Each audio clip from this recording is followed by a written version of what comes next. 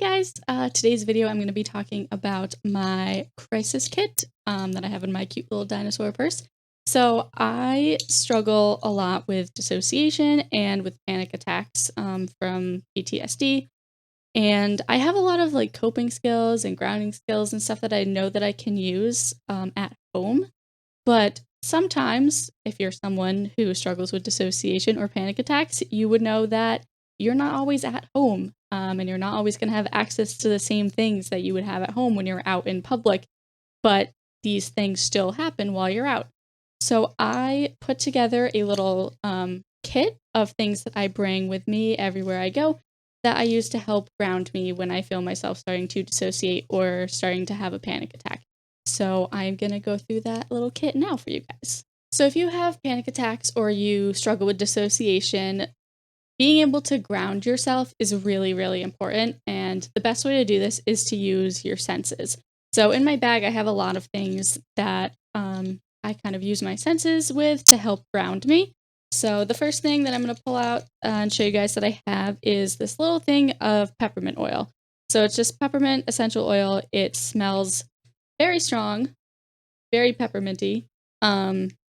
The scent of essential oil doesn't really matter. I chose peppermint just because it is such a strong scent that I find that it helps kind of pull me out of a panic attack or dissociation a little bit better than something like lavender, like a softer scent would, but that's really up to personal preference. The way I use this is sometimes I just take the cap off and smell it. Sometimes I will put a little bit on my wrists and rub my wrists together, then I can smell it more. And I've even put a little bit on my fingers and then rubbed it through my hair. And that has helped a lot because my hair is hanging right by my face. So if I'm out somewhere and I just quickly, run a little bit into my hair and then I can smell it constantly while I'm continuing to do things that I've been doing while I'm out. The next thing that I have in here is a pack of gum. I really like the bubblegum flavor or fruity flavor gum. You can use any flavor. I think cinnamon is actually a really good one because it's really strong flavor. And this helps me with dissociation a lot.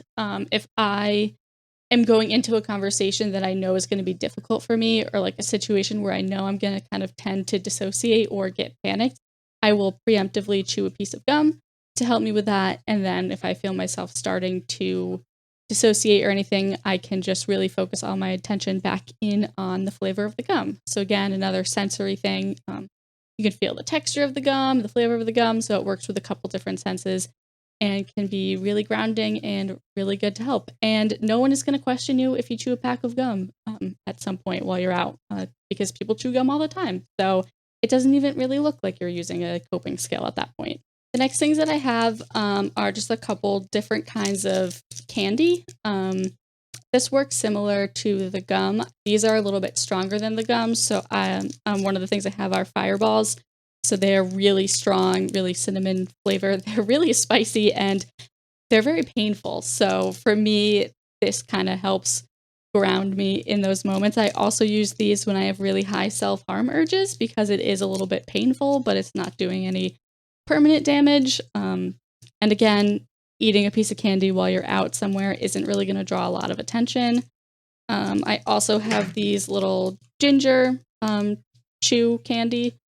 They're similar to the fireball. They're a little bit less spicy, but they're still kind of spicy. And ginger also really helps with stomach aches. So if you're someone that panics and it upsets your stomach, then something like this would actually help with that as well.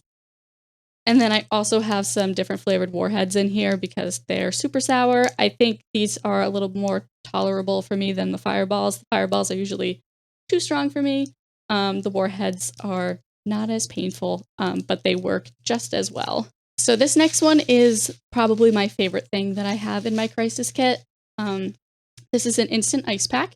So if you saw the other video that I posted on my channel about using a frozen orange for grounding skills, this is pretty similar, but you can take these with you anywhere, and because you don't need to keep them in the freezer.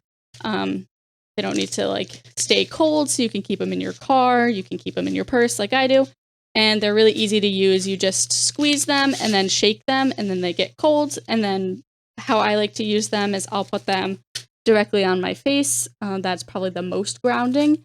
I also will put them on the insides of my wrists.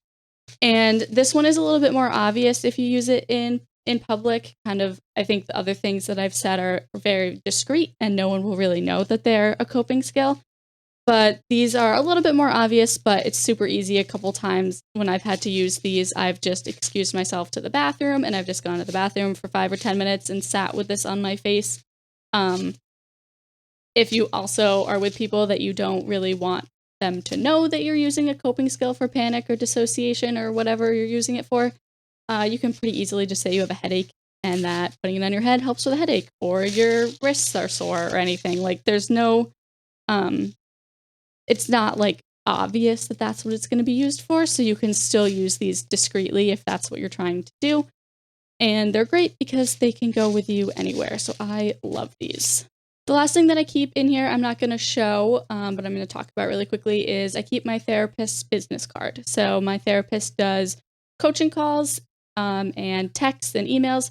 So I keep his business card with all of his information in here. And that helps remind me that if I am kind of going into a really intense panic attack or I'm having really, really strong urges for self-harm, this reminds me that I can call and I can get some help in the moment. And I tend to not want to bother him. So this is never the first thing on my mind. So it really helps me to see it in there to know that like he specifically gave it to me and told me to put it in my crisis kit. So it gives me a little bit of a reminder that like he's there to help me. So like if I need to, I can call him and like that's his job and he's like totally willing to help. So that's everything that I keep in my crisis kit. One more quick thing I want to talk about before I end the video is that I think what you put your stuff in really matters. So initially when I first made a crisis kit, I just got like a random purse that I had that I didn't really like.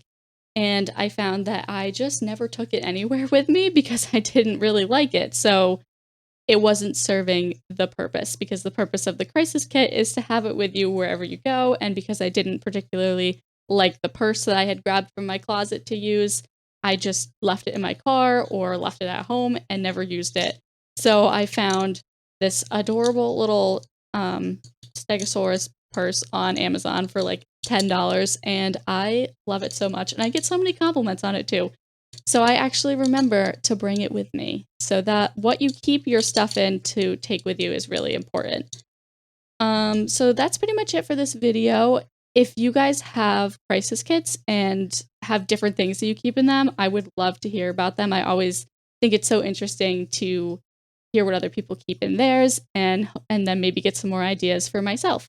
And if you have any questions about any of the things that I talked about and want a little bit more of an explanation on how I use them, please also feel free to leave that in the comments. And thank you so much for watching, and I hope you guys have a great day.